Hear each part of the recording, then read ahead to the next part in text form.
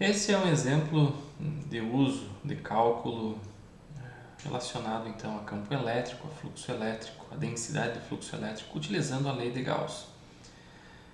Da lei de Gauss, nós sabemos que o fluxo elétrico que passa através de uma superfície fechada é igual à carga total contida no interior dessa superfície. Uma definição bem simples, né? Mas em termos matemáticos, fluxo elétrico é d escalar ds através de uma superfície fechada e a carga total é obtida a partir então da integral de volume da densidade volumétrica de cargas ao longo desse volume ou da densidade, do divergente da densidade de fluxo elétrico através desse volume.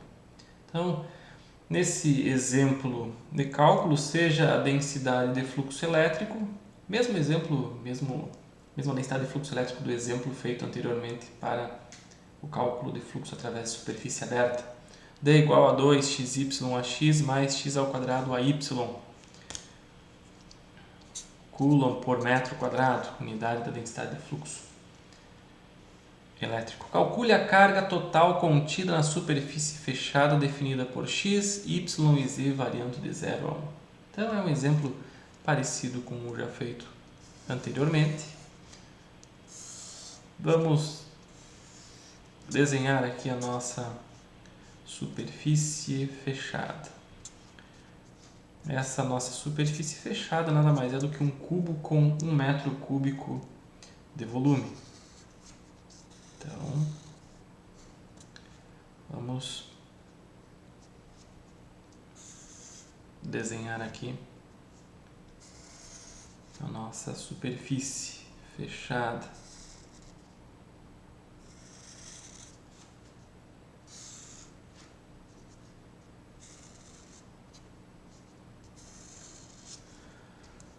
Nesse caso, então, nós temos uma densidade de fluxo elétrico e queremos saber a carga. Nos problemas de eletrostática, até agora nós sempre percorremos o caminho contrário. Nós tínhamos a carga e queríamos descobrir qual era o campo elétrico, a densidade de fluxo elétrico. Aqui vamos fazer o processo contrário. A questão é como podemos utilizar a lei de Gauss. Lei de Gauss, que afirma que fluxo é igual à carga total, para calcularmos então qual a carga total contida no interior dessa superfície. Se olharmos para a definição, d escalar ds através da superfície fechada, isso é igual ao fluxo. Isso pode ser então, isso é igual a ρv dv, onde o ρv é igual ao divergente de d. Então, nesse exercício, nesse exemplo, nós temos duas maneiras distintas de calcular a carga total. Uma delas, utilizando essa expressão do lado esquerdo, d escalar ds através da superfície fechada, ou podemos utilizar a expressão do lado direito, ρv dv, ao longo desse volume. Vamos fazer os dois casos. Vocês terão uma ideia do nível de dificuldade que é calcular a integral de superfície e o nível de dificuldade que é calcular a integral de volume. Mas vejam, isso aqui é teorema de Gauss. Esses exemplos vocês já calcularam lá na nossa revisão de cálculo vetorial, algo bem parecido com isso, mas agora vocês têm uma ideia então de uma aplicação física para esse tipo de cálculo. Se nós olharmos para o lado esquerdo, a integral de superfície fechada requer o cálculo de 6 integrais de superfície aberta. Temos ds apontando na direção positiva do eixo x, ds apontando na direção positiva do eixo y, ds apontando na direção positiva do eixo z. E além disso, nós temos das paredes opostas, ds apontando na direção negativa do eixo x ds apontando na direção negativa do eixo y, e aqui na parte de baixo desse cubo, um ds que aponta na direção negativa do eixo z. Então, de início já vemos que o cálculo do lado esquerdo resulta no cálculo de 6 integrais de superfície abertas e temos então que somar o resultado disso. Então vamos lá, vamos fazer esse passo a passo. Então, calculando d escalar ds através da superfície fechada. Vamos chamar de integral 1. A integral 1, vamos considerar a parede apontando na direção positiva do eixo x. Então, a parede aqui para frente. Esse ds ele é de y dz na direção a x. Então, o campo será copiado, 2xy ax mais x ao quadrado a y, produto escalar de y dz a x. Esse é o cálculo que precisa ser feito. Então, o primeiro passo, calculamos o produto escalar. O produto escalar, nesse caso, é 2xy dy dz. 2xy dy dz. E esse outro termo aqui é zero, então esse é o resultado do produto escalar. Com y variando de 0 até 1 e z variando de 0 até 1. Quem é x ao longo de toda a superfície, dessa superfície aqui da frente? X é igual a 1. Então, ele é constante ao longo de toda a superfície. Isso vai facilitar o cálculo. Temos aqui, então, 1. Integral de 2y dy é y ao quadrado. E a integral de dz é z. Então, o resultado da primeira integral de superfície aberta vai levar a um valor que é 1. Então, temos o resultado da primeira integral. Vamos calcular a segunda integral. Podemos considerar agora a direção negativa do eixo x como sendo a superfície de interesse. Então, mais uma vez, 2xy ax mais x ao quadrado a y. Produto escalar dy dz ax. Isso vai levar a um resultado que é 2xy dy dz. Aqui tem que colocar o sinal negativo, tá? Faltou essa parte. O sinal negativo na direção a x implica num sinal negativo aqui. Mas é o seguinte, por mais que y e z variem de 0 a 1 ao longo dessa superfície, x é constante e igual a 0. Então, através dessa parede aqui, dos fundos, não tem passagem de fluxo. Isso implica, então, um resultado igual a 0.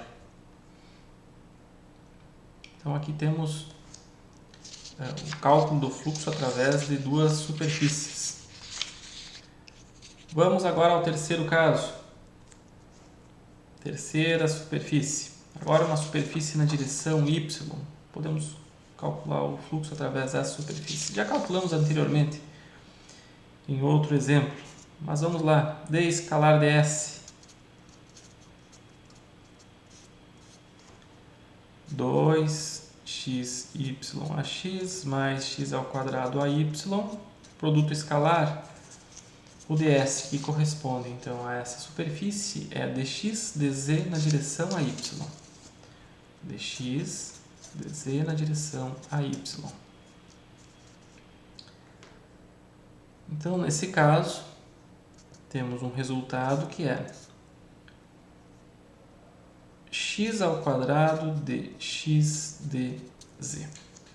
Com, agora, x variando de 0 até 1 e z variando de 0 até 1 também. Então aqui fica x ao cubo sobre 3, de 0 a 1, e z de 0 a 1. Então aqui temos um resultado que é 1/3.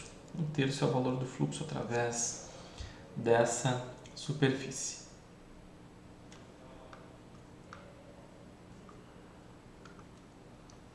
Notem que o cálculo de fluxo utilizando essa integral de superfície está se tornando bem trabalhoso, né? Temos mais 3 integrais para calcularmos. Então vamos adiante. A integral ao longo através da superfície apontando na direção negativa do eixo y. A quarta integral d escalar ds, que é igual a 2xy mais x ao quadrado a y.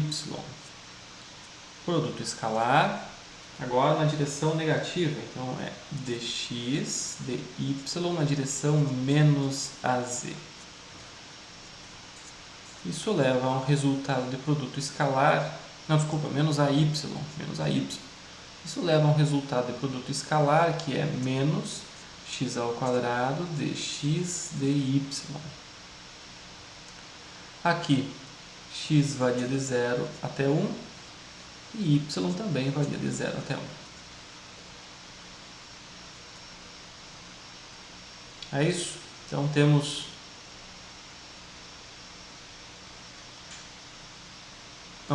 aqui é dz. Aqui é dx, dz na direção menos ay. Agora sim. Com z variando de 0 até 1. Então aqui temos uma situação onde temos o campo, temos a superfície que é dx, dz na direção menos ay. Então aqui temos um sinal negativo resultante desse produto escalar. Resultado dessa integral é menos x ao cubo sobre 3, de 0 até 1, e a integral em z também integral de dz é z de 0 a 1. Então aqui temos um valor que é menos 1/3. Quinta integral, através da superfície superior do cubo, que aponta na direção AZ. Então é dx dy na direção AZ. Aqui então fica 2xy mais x ao quadrado ay. De dx dy na direção positiva de AZ. Nesse caso, o produto escalar é zero. Isso significa que não tem campo passando através da superfície de cima. Então aqui o resultado já é zero, automaticamente. E a mesma coisa vai acontecer para a parcela de fluxo da superfície de baixo. A única coisa que muda é a direção da superfície, que nesse caso dx dy, direção menos az. Então não interessa se é mais ou menos az, o produto escalar aqui é nulo. E com isso então nós chegamos a um resultado de integral de superfície fechada d escalar ds. Então, dado o campo elétrico, dada a densidade de fluxo elétrico e dada a superfície fechada, basta somar o resultado. 1 mais 0 mais 1/3 menos 1/3 mais 0 mais 0. O que nós podemos concluir daqui é o seguinte, que através da superfície ao longo do eixo y,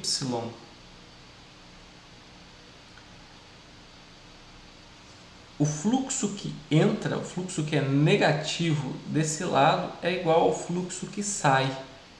Então, nesse sentido, os fluxos se anulam.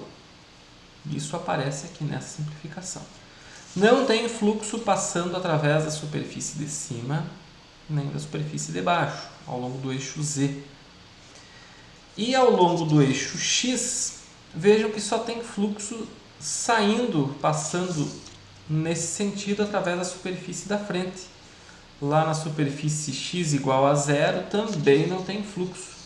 Então isso leva a um resultado de carga igual a 1 coulomb acumulada no interior desse cubo de 1 metro cúbico. Então essa é a carga total obtida a partir do cálculo de D escalar ds aqui na lei de Gauss.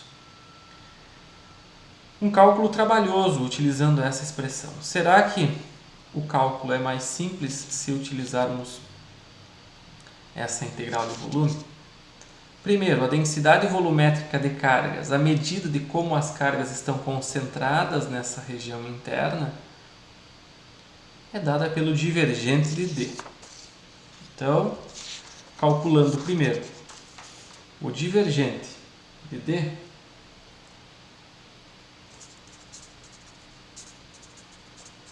vamos calcular aqui a integral de ρv dv, que é igual à integral do divergente de D dv. Primeiro, calculando o divergente. Divergente em coordenadas cartesianas é igual a derivada parcial com relação a x da componente x do campo vetorial em questão, no caso a densidade de fluxo elétrico, mais derivada com relação a y da componente a y, mais derivada com relação a z da componente z do campo. Então aqui derivada com relação a x da componente x do campo, que é 2xy. Então, 2xy.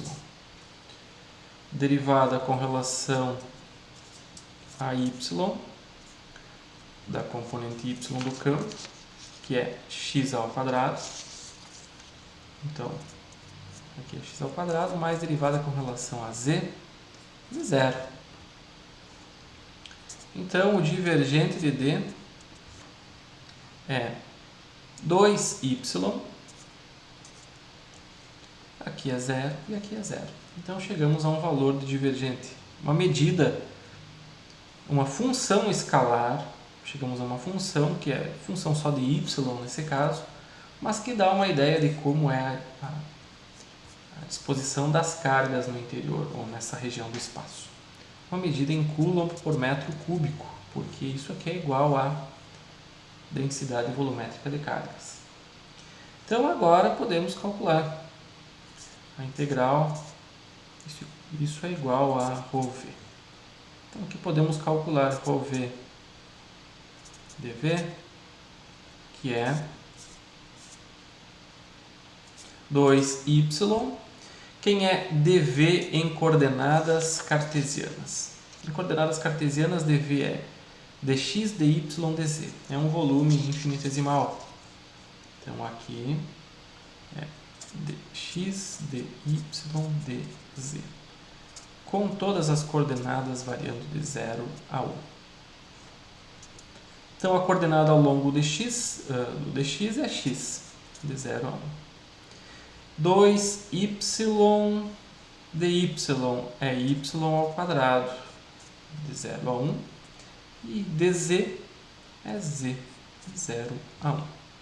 Então, com isso, chegamos à conclusão que, calculando pelo divergente de D ao longo do volume, também temos um resultado de carga igual a 1.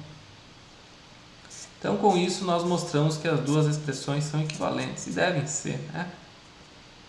Podemos calcular, então, a carga contida numa certa região do espaço de maneiras distintas, basta que nós utilizemos corretamente a expressão da lei de Gauss. Se aqui no enunciado fosse dada a densidade de fluxo elétrico e fosse dito calcule a carga, calcule o fluxo total que passa através da superfície fechada, o resultado seria o mesmo, porque o fluxo total que passa a superfície fechada é igual à carga total contida no interior da superfície, que é 1 coulomb.